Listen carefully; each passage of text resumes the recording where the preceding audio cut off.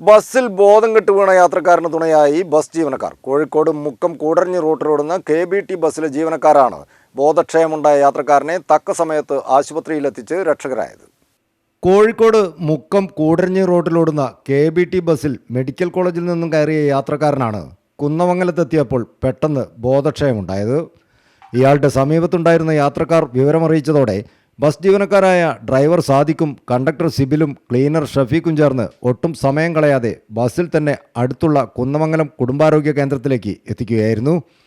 അവിടെ നിന്ന് പ്രാഥമിക ശുശ്രൂഷ നൽകിയ ശേഷമാണ് ബസ് യാത്രക്കാരുമായി യാത്ര തുടർന്നത്. പിന്നീട് ഇയാളെ തുടർ ചികിത്സയ്ക്കായി കോഴിക്കോട് മെഡിക്കൽ കോളേജ് ആശുപത്രിയിലേക്ക് മാറ്റുകയായിരുന്നു.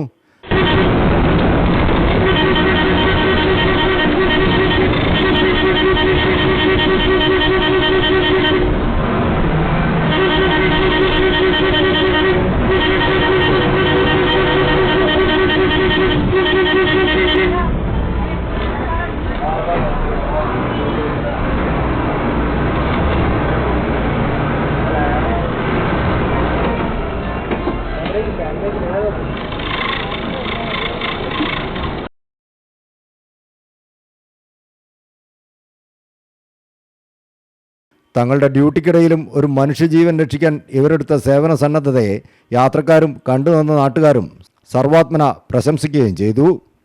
News bureau, Kunnamangalam.